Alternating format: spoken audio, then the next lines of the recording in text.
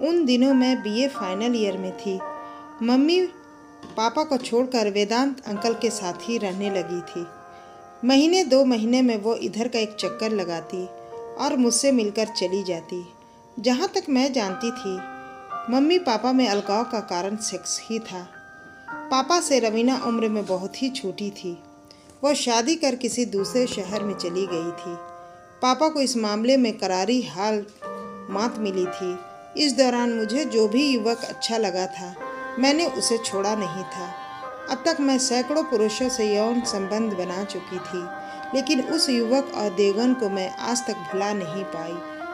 मेरे मन मंदिर में आज भी उसकी धुंधली तस्वीर थी, लेकिन मैं अतीत को लेकर जीने वालों में से नहीं थी।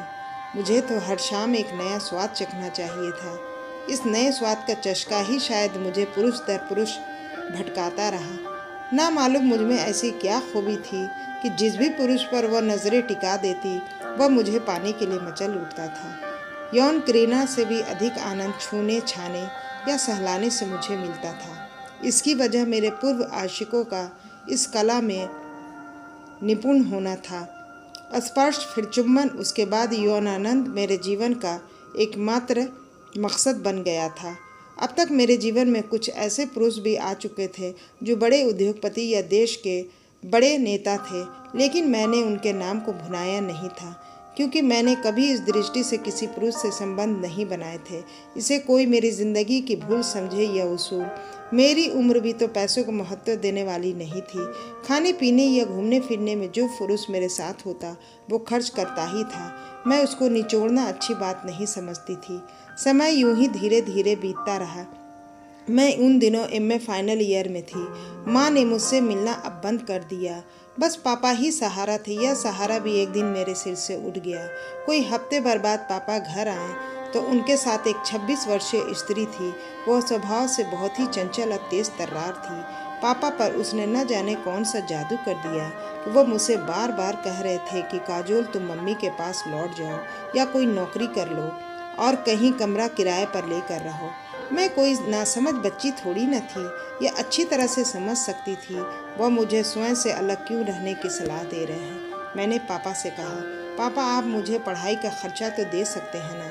अरे वाह, तुम अपनी माँ की भी बेटी हो, जाकर उससे ही पढ़ाई का खर्चा मांगो। मैं तुम्हें अब फूटी कौड़ी भी नहीं देने वाला। पापा यह कहते हैं कि मैं एकदम लाचार और बेबस हो गई। फिक्र केस से अपना सारा सामान भरकर मम्मी के से आकर मिली। वो पापा से भी कहीं अधिक निष्ठुर और निर्मम निकली। उसने कहा, तुम इतनी बड़ी हो गई हो, अपनी व्यवस्था भी कर सकती हो। तुम खूबसूरत हो, जवान हो, पढ़ी लिखी हो, क्या तुम्हें पुरुषों से पैसा ऐंठना नहीं आता? मैं तुम्हारी कोई मदद नहीं कर सकती। यह सुनकर मुझे गहरा धक्का लगा। अब मैं क्या करूं? कुछ समझ में नहीं आ रहा था। कुछ सोचकर मैं देवगन से मिलने के लिए उसके घर आई तो पता चला वो माधुरी दोनों ही जबलपुर में रहकर आगे की पढ़ाई कर रहे हैं। यहाँ छुट्टियाँ में ही आते हैं। मैं माधुरी के घर से वापस आई तो मम्मी पापा पर बहुत गुस्सा आया। वे दोनों अपने तरीके से जी रहे थे। ज़िंदगी तो जिए, लेकिन उन्हें मेरे साथ भी तो न्याय करना चाहिए था ना। क्या उन्हें यह पता नहीं कि एक लड़की के लिए अकेले जीना कितना मुश्किल होता है। मैं वहाँ से सीधे कॉलेज आई। अब पढ़ने का तो कोई सवाल ही नहीं था। मैं प्रोफेसर मनोहर से मिलना चाहती थी। वो मुझ पर दिलो जान से फिदा थे और काफ़ी अमीर भी थे, लेकिन आज वो कॉलेज नहीं आए। उस समय शाम के 6 बज रहे थे। दरवाज़ा खुला ही था। मैं अंदर आई तो वो सोफे पर बैठे सिगरेट पी रहे थे। उनकी उम्र यही कोई 35-40 की थी और पत्नी से उनका तलाक हो गया था। बच्चे उनकी पत्नी के साथ ही रह रहे थे। मुझे अपने यहाँ अचानक ही देखकर उनका चेहरा खिल उठा। वह सोफे से खड़े होकर मेरे पास आए और मेरा हाथ पकड़ते हुए चहक पड़े। पत्नी न हो तब भी मुश्किल है और हो तब भी मुश्किल है। मेरे ख्याल से रखेल ही रखना सही है। मैंने पहली बार उनका यह रूप देखा था। मुझे बड़ा ही आश्चर्य हुआ। लोग दोहरी ज़िंदगी क्यों जीते हैं। तभी उन्होंने अलमारी से एक महंगी शराब की बोतल निकाली और मेरी ओर मुस्कुरा कर देखने लगे। मैंने भी मुस्कान का जवाब मुस्कान से दिया। मुझे प्रोफेसर मनोहर के इरादे से कोई एतराज़ नहीं था। इसी बीच वह शराब से भरा गिलास मेरी ओर बढ़ाते हुए बोले, शराब तो तुम पीती ही होगी। शराब तो मैंने तभी पीना शुरू कर दिया था जब कॉलेज में दाखिला लिया था। पुरुष और शराब ये दोनों ही चीज़ें मेरे जीवन से जुड़ गई थी। मैंने आंख मूंद कर गिलास खाली कर दिया। प्रोफेसर मनोहर बहुत ही खुश हुए। ऐसी शराब मैंने पहली बार ही पी थी। पूरे शरीर में नशा फैल गया। मेरी आंखों के सामने धुंधलापन छा गया और देखते ही देखते पलकों की आंखों को ढांप लिया। कोई 2 घंटे बाद मुझे होश आया तो प्रोफेसर मनोहर उन पर बहुत गुस्सा आया। सभी पुरुष एक जैसे ही होते हैं। जब मैं मनोहर सर के साथ यौन जीवन जीने के लिए तैयार थी तो उन्हें शराब में बेहोशी की दवा डालकर पिलाने की ज़रूरत ही क्या थी। तभी मेरा हाथ अपने शरीर पर गया तो अवाक रह गई। मेरे शरीर पर एक भी कपड़ा नहीं था। मैं बिल्कुल ही नंगी थी। इतने में ही मेरे हाथ अपनी जानिंदे पर चले गए। उसे छूने से मुझे यूँ लगा जैसे प्रोफेसर मनोहर ने कुछ किया ही ना हो। तभी मैंने उठने की कोशिश की तो उठ न सकी। मुझे कांच चुभने जैसा दर्द हो रहा था। मैं बुदबुदाई। प्रोफेसर मनोहर ने मेरे साथ कैसा सहवास किया है कि मेरा शरीर फटा जा रहा है।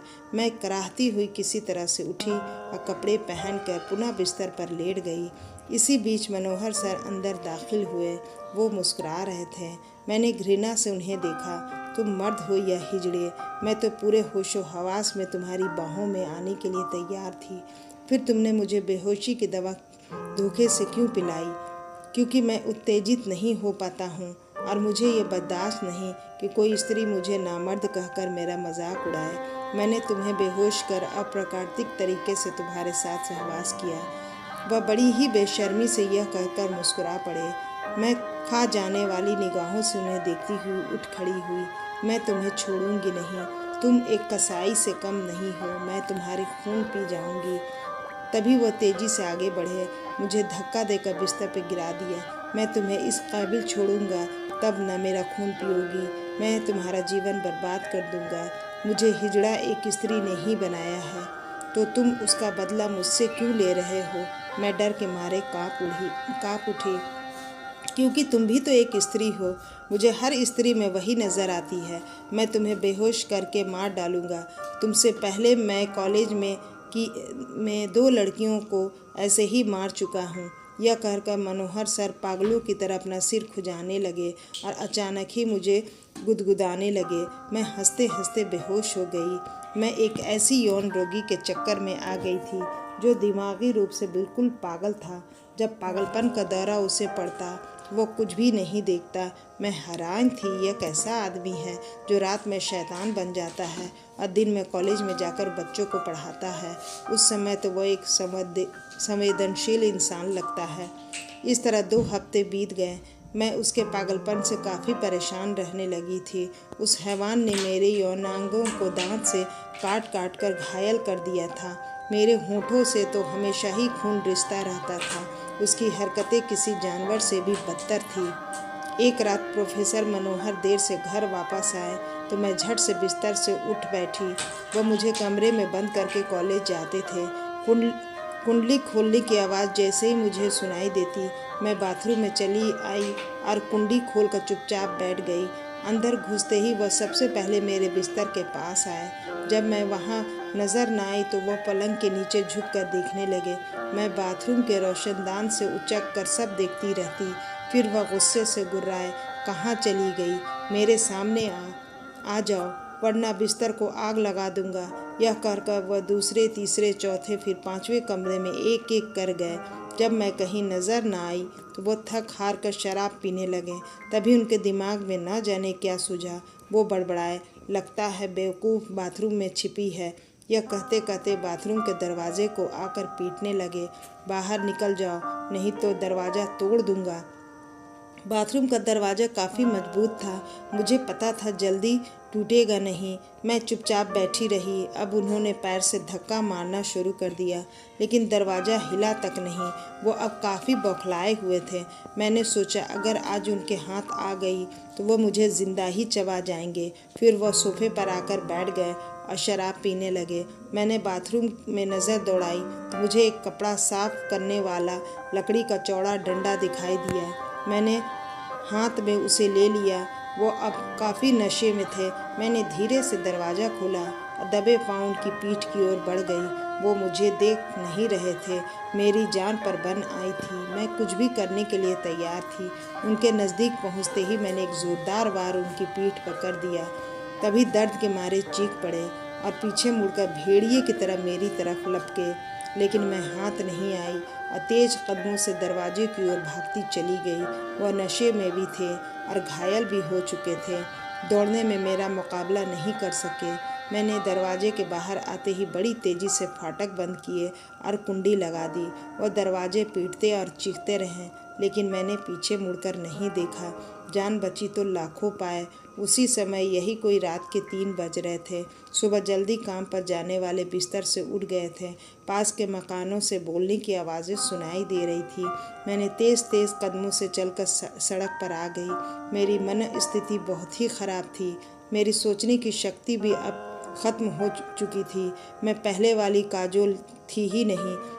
इन कुछ हफ्तों में ही मेरा पूरा जिस्म ही बदल गया था। मैं दुविधापूर्ण स्थिति में जाने कब तक खड़ी रही, फिर कुछ सोचते हुए आगे बढ़ गई। तो दोस्तों, आपको ये आज की कहानी कैसी लगी हमें कमेंट बॉक्स में ज़रूर बताइएगा। आप मेरे चैनल पे नए हैं तो मेरे चैनल को सब्सक्राइब कर लीजिए और लाइक और शेयर कमेंट ज़रूर कीजिए। कहानी पढ़ने और सुनने के लिए आप सभी का दिल से बहुत बहुत धन्यवाद।